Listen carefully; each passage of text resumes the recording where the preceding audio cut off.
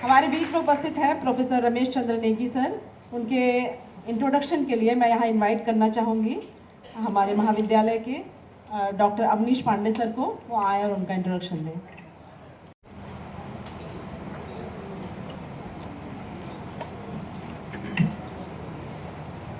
महर्षि विश्वामित्र की पावन तपोभूमि में तथा महर्षि विश्वामित्र महाविद्यालय के प्रांगण में अवस्थित मानस सभागार में देश विदेश से पधारे हुए सभी अतिथि, विभिन्न महाविद्यालयों विश्वविद्यालयों से पधारे हुए अतिथिगण, प्रतिभागीगण, मंचासीन सभी अतिथियों को प्रणाम करते हुए इस सभागार में उपस्थित सभी लोगों को सादर प्रणाम है।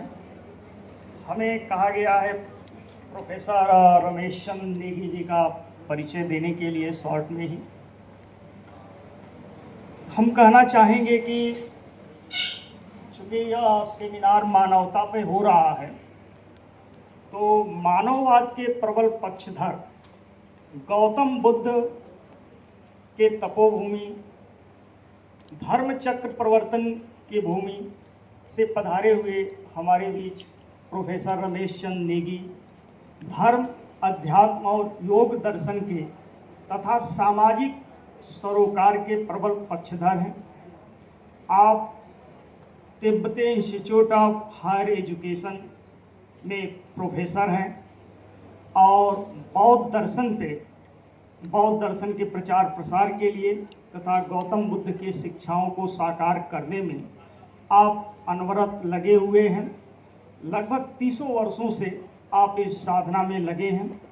आप अक्सर देश विदेश में साधना केंद्रों में जाकर मनीषियों को, जिज्ञासुओं को, योग दर्शन के शुभेच्छुओं को आप अपनी शीतल वाणी से या क्रिया जो योग दर्शन है उसके द्वारा आप लाभान्वित करते रहते हैं। अब हम ज़्यादा समय न लेकर आपको आमंत्रित करते हैं कि आप हम लोगों को अपनी वाणी से लाभान्वित कराएं।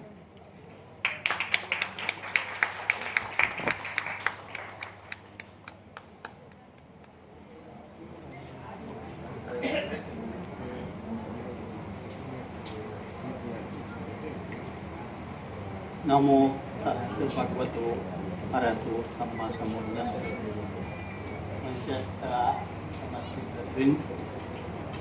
हमारे सामने बैठे और अन्य विद्वान लोग, बाहर से आए अतिथिगण और समस्त छात्र छात्राओं, ये बड़ा सौभाग्य का विषय है कि एक विशेष विषय पर यहाँ पर जो है ये 2 दिवसीय अंतर्राष्ट्रीय सेमिनार रखा गया है, संगोष्ठी। तो ये जो है एक भारत के और केवल भारत के लिए नहीं, संपूर्ण विश्व के लिए बहुत आवश्यक है। हम लोग जानते हैं कि भारत जो है बहुत प्राचीन आपका देश है, राष्ट्र है और एक विशेष क्षेत्र है जिसको हम लोग जम्बूद्वीप भी कहते हैं। लेकिन बीच के जो कई तो साल हम लोग किसी बाहरी जो शासक हैं उसके अंदर में रहे, तो हम लोग सारा अपनी जो विशेष ज्ञान है वो हम लोग भूल गए। और हमारे को जो है जब हम छात्र थे तो परेशान होते थे कि भाई कोई बुद्धिस्ट बोलता है, बहुत जानता नहीं है। अपने को हिंदू बोलते हैं, हिंदू का अर्थ क्या है, हिंदू का आपके ऋग्वेद में क्या क्या है, सामवेद में क्या कहा गया है, अथर्ववेद में क्या है, पुराणों में क्या है, महाभारत में क्या है, गीता में क्या क्या है, वो बोल नहीं सकते। ऐसे लगभग ट्रेनों का भी है। भारत से 3 ही जो आपके यहाँ के मूल से जो धर्म उदित हुए हैं वो जो है हम लोगों का, एक तो सनातन है, एक जो है जैन है, फिर बौद्ध हैं, सिख भी बाद में जो है अलग हुए, लेकिन सिख जो है सनातन का ही हिस्सा है। और सब जो भारत में पैदा हुए वो ऐसे सनातन के ही हैं। सनातन के जड़ से ही जो है सारे जो आपके जो है धर्म हैं वो उदय हो रहा है। तो लेकिन इसको जो है सम्यक रूप से जानने वाले कहाँ हैं? आज थोड़ा सा वातावरण बना है जिसमें हम लोग जो है अपनी ओर मुड़कर देखने की प्रयास कर रहे हैं। तो इसमें इस प्रकार के जो ये पवित्र आपका महाविद्यालय है, यहाँ पर जो एक जो आपका आधुनिक जो ज्ञान विज्ञान के जो शिक्षाएं हैं वो तो हो ही रहा है। तो ये भारतीय ज्ञान परंपरा में मानवता, भारतीय ज्ञान परंपरा का मतलब आप जो है अगर हम साहित्यिक रूप से लें तो ऋग्वेद से लेकर वर्तमान तक जो भी हम आध्यात्म के और भी विषय, इसमें जो है जो एक अनंत यात्रा जो कहा गया है, उसका मतलब है कि भारतीय ज्ञान परंपरा जो है लोक से आपके मोक्ष तक जाती है।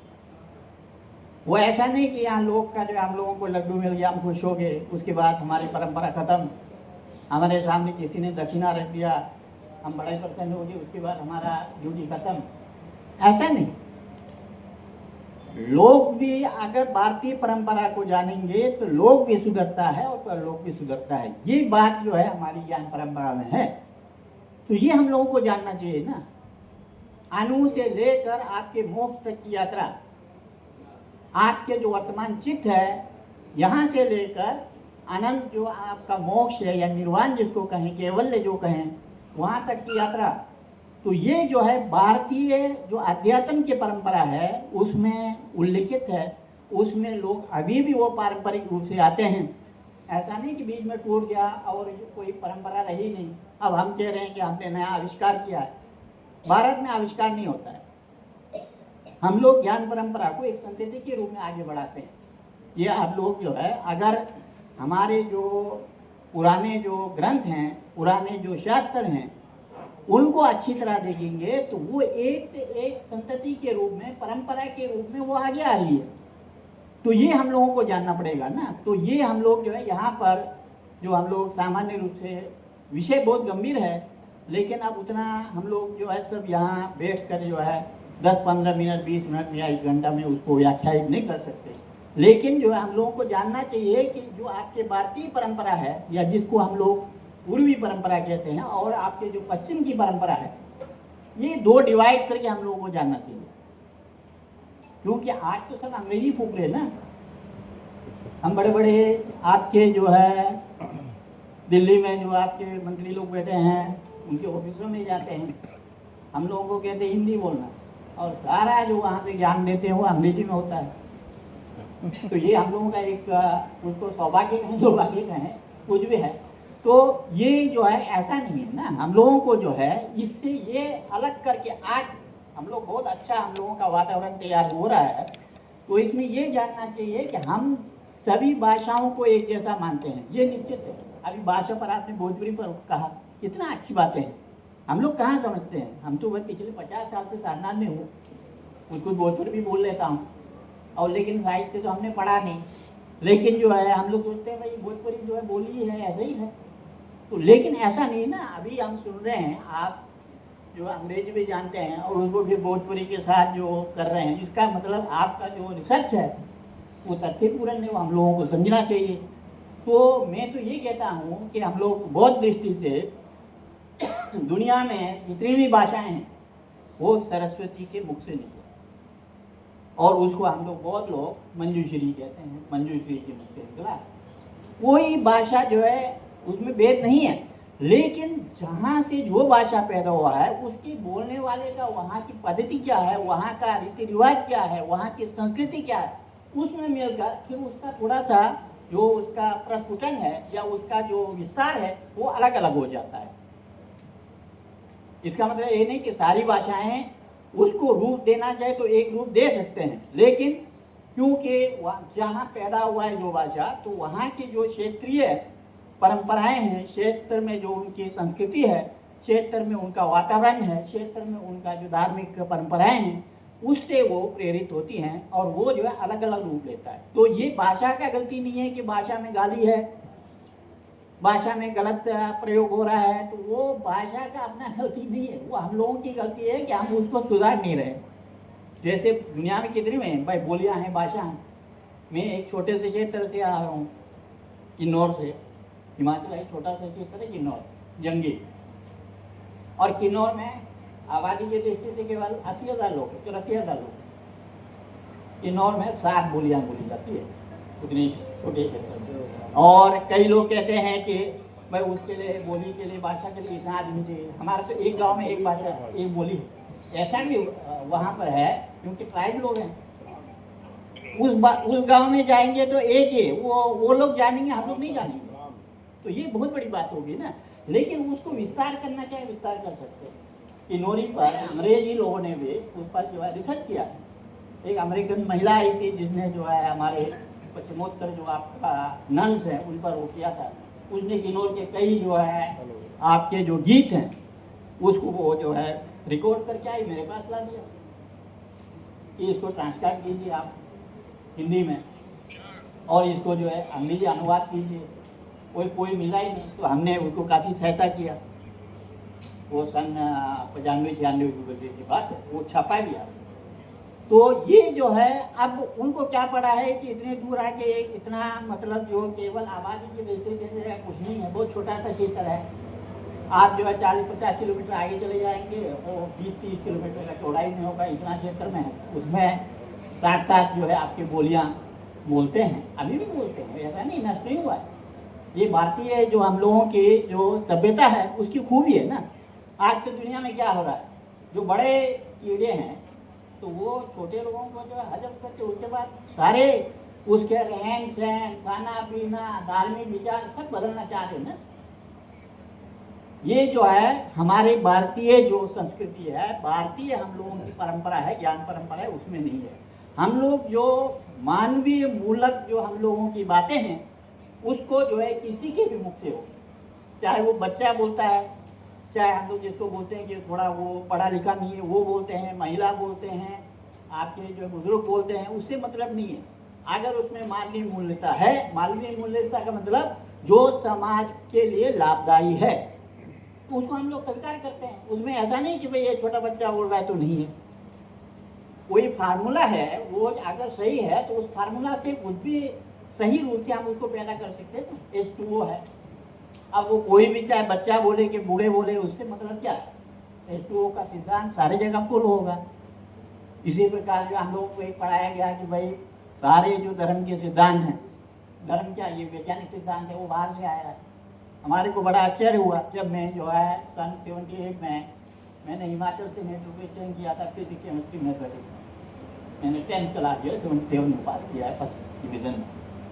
और जब मैं मेरा अचानक धर्म परिवर्तन मन परिवर्तन हो गया तो मैंने छोड़ दिया और हम चले आए दर्शन में, एकदम बदल गया। फिर 9th से शुरू किया मैंने।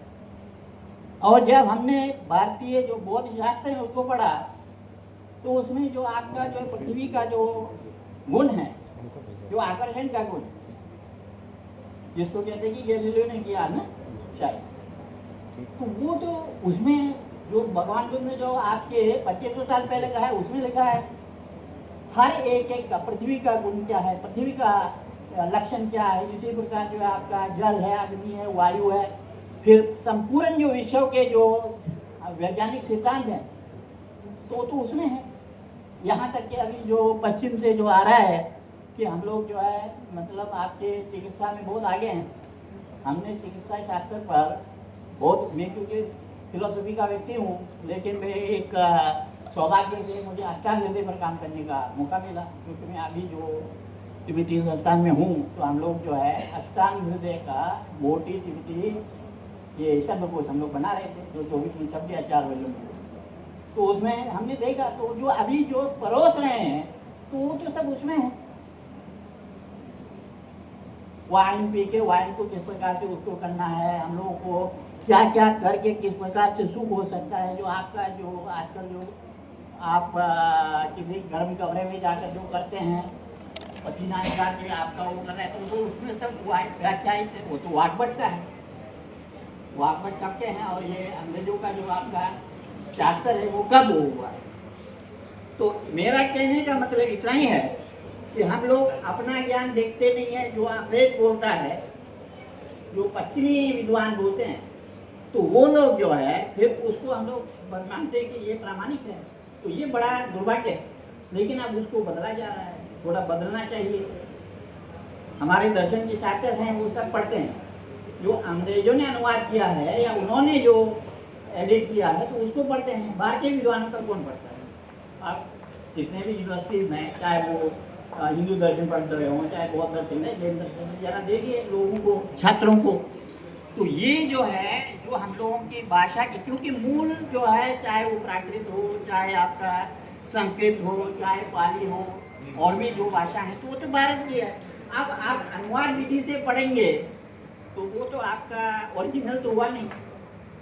अगर सही ढंग से हम लोग अपने को, भाई हम कहते हैं कि हम एनालिस्ट हैं या हम लोग वैज्ञानिक वो कर रहे हैं, किसी बात को जो है वैज्ञानिक अनुसंधान कर रहे हैं, तो आपका वैज्ञानिकता तो खत्म ही हो गया ना। आप सेकेंड लैंग्वेज से पढ़ रहे हैं तो कैसा उसका आप जो अर्थ जानेंगे? अभी हमारे किन्नौर में जो है, छात्रों का जो सिलेबस में एक शब्द का बड़ा, आजकल आप लोग पढ़े होंगे, ट्रांसजेंडर शब्द है, किन्नर का उन्होंने ट्रांसजेंडर कर दिया अंग्रेजी वालों ने। किन्नर का किन्नर है, ये है ना असलिया, तो उन्होंने कर दिया ट्रांसजेंडर। अब बोलिए, ऐसे ही हम लोग एआई में अनुवाद करते हैं, तो आजकल बच्चे एआई का बड़ा वो करते हैं, तो उसमें भी हम लोग देखते हैं कैसे कैसे अनुवाद होता है। उसको जब तक मनुष्य देखेगा नहीं, जो विद्वान उसको जो है चेक नहीं करेगा, तो उसमें भारी जो है मिस्टेक, उसमें बहुत अजीब अजीब मिस्टेक जो है उसमें आ सकते हैं।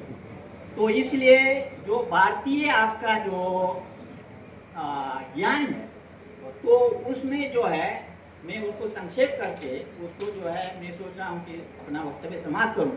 तो भारतीय ज्ञान का सारा जो सेंटर है वो हमारी आत्म तत्व, हमारा मन, हमारा चित्त। इसीलिए हम लोग कहते हैं ना, मन चंगा तो कटौती में गंगा।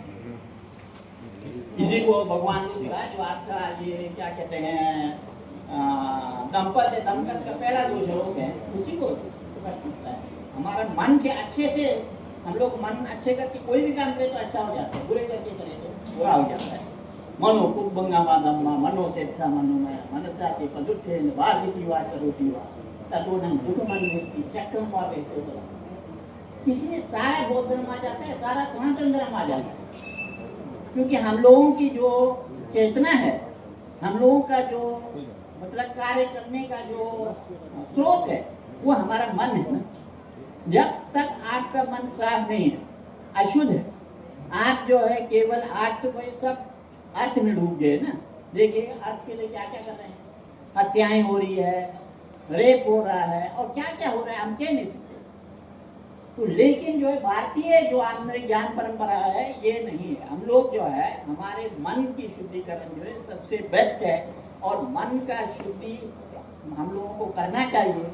और मन के शुद्धि अगर हो जाएगा तो आप कुछ भी काम करें, आप झाड़ू लगाएं, पोंछा लगाएं, आप जो प्रिंसिपल पद पर हों, आप प्रधानमंत्री बन जाएं, आप राष्ट्रपति बन जाएं। आज देख रहे हैं ना आप लोगों के प्रधानमंत्री जो है, राष्ट्रपति पद तो बड़ा है। प्रधानमंत्री जी ने जो है टॉयलेट से काम शुरू किया। जब पहला 14 में उन्होंने जो है मतलब उनको प्रधानमंत्री मिला, तो उन्होंने ये नहीं कहा ना कि हम बहुत बड़े बंगला बना देंगे, ये बना देंगे। उन्होंने कहा टॉयलेट हम लोग देखते हैं कितने हमारे यहाँ गंदगी, तो वो नीचे से आ रही है ना। जब जमीन से, भारतीय परंपरा से कोई ज्ञान परंपरा उठता है, तो वो जो है निश्चित रूप से संपूर्ण भारतीय समाज के लिए नहीं, भारतीय समाज जो है, हम लोगों का जो धर्म है, जो भारतीय ज्ञान परंपरा है, संपूर्ण विश्व को एक मानकर चलता है। इसीलिए हम लोग कहते हैं वसुदेव कुटुंबकम। इसीलिए हम कहते हैं सारा जो है ब्रह्म, आपका लोक और ब्रह्म जो है सब एक में शामिल हो जाते हैं। तो इसलिए हम लोगों को एक तो जो आत्म तत्व है, जो हमारा अपना है, हमारी उसको हम लोग मन कहें, चित्त कहें, आत्म तत्व कहें, या जो भी कहना चाहते हैं, इसकी शुद्धिकरण जो है बहुत आवश्यक है। और इसकी शुद्धिकरण सामान्यतः हम लोग कहते हैं काय वाक चित्त की शुद्धता। काय के जो 3 प्रकार के दोष होते हैं, वाक के जो 4 प्रकार के दोष होते हैं, और चित्त के जो 3 प्रकार के दोष होते हैं। इसको बौद्धों ने कहा 10 अकुशल कर्म का त्याग करके जो 10 कुशल कर्म में प्रयोग करते हैं, तो आपका सारा जो है, सारा तत्व शुद्ध हो रहा है। किसी हमारे को जैसे सोने में किसी ने जो है कोई मिला दिया, उसको हटाना है ना, तो भाई जो सोना को जानने वाला है, वो हटाने के लिए उसके पास प्रक्रिया होगी ना। हमारे पास जो है, हमारे चित्त को साफ करने के लिए प्रक्रिया है, काय व चित्त को जानते हुए 10 अकुशल कर्म हैं। काय के हैं प्राणी हत्या का त्याग और चोरी का त्याग और जो काम मिथ्याचार है वो काय से संबंधित दोष कहा गया। उसके बाद जो मुंह के हैं आपका जो है झूठ बोलना, फिर उसके बाद चुगली करना और उसके बाद गाली गलौज करना और उसके बाद फालतू बातें करते रहना, 4। और मन के हैं आपके एक तो आसक्ति है, एक द्वेष है और एक है मिथ्या दृष्टि। और मिथ्या दृष्टि जो है सबसे जानना उसको आवश्यक है। मिथ्या दृष्टि माने कर्मफल को नहीं मानना। भारत में हमारे जितने भी भारत के उगे हुए धर्म हैं, चाहे वो बौद्ध हैं, चाहे वो जैन हैं, चाहे सनातन हैं, तो वो जो है उनका थोड़ा थोड़ा दर्शन में फर्क हो सकता है, लेकिन वो कर्मफल को मानते हैं।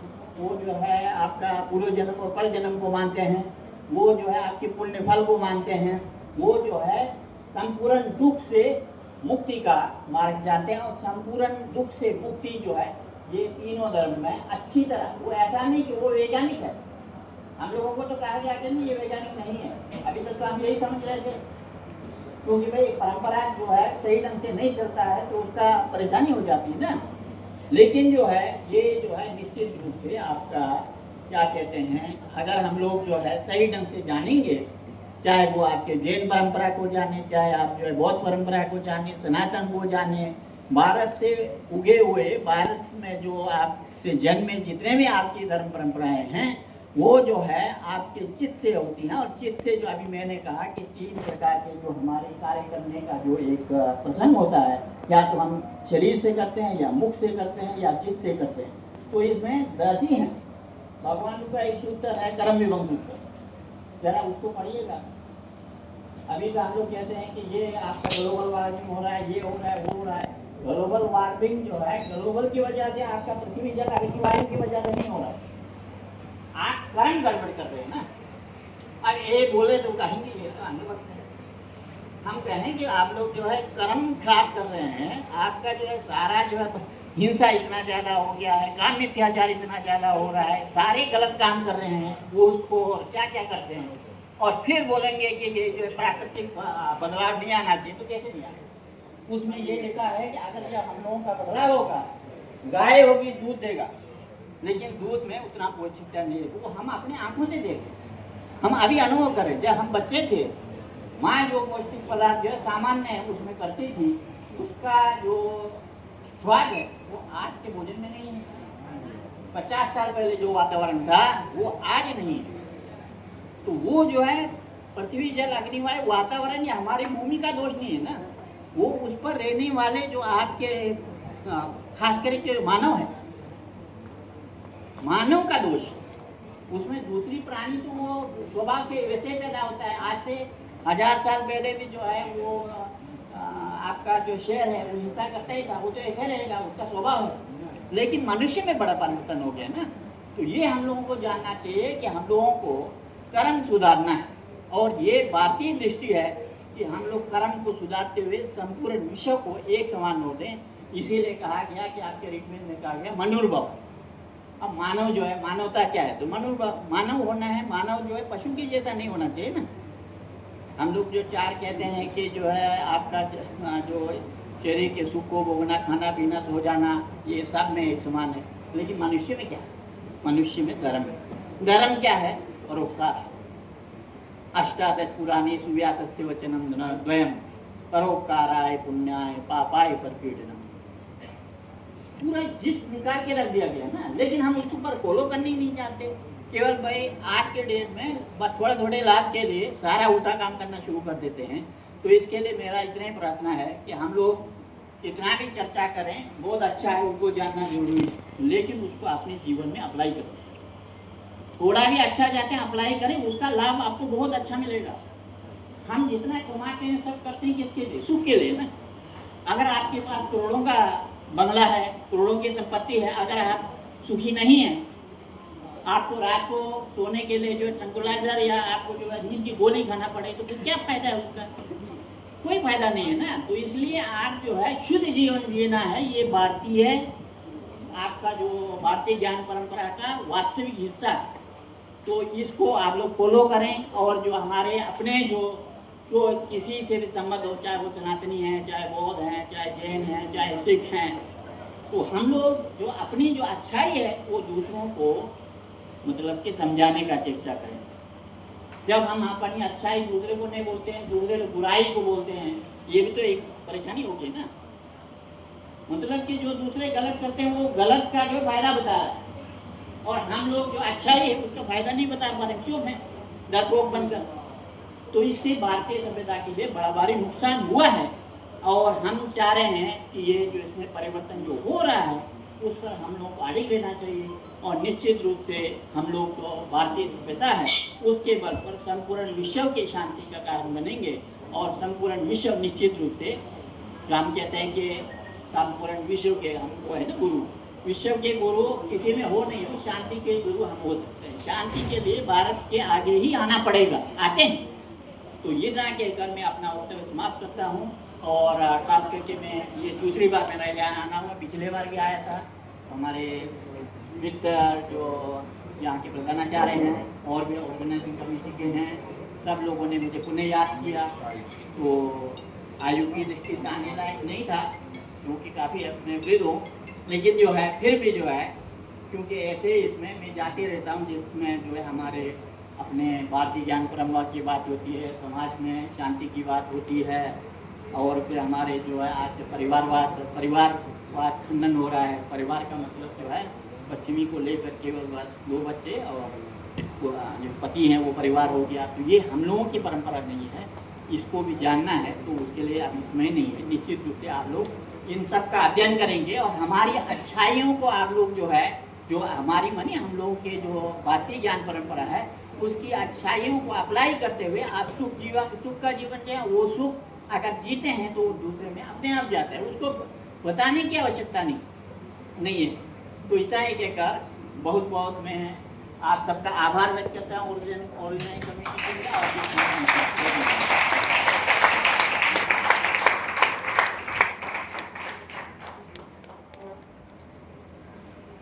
Thank you, sir. Our hearts are full of gratitude. Your address was more than just a speech. It was a spiritual and intellectual awakening.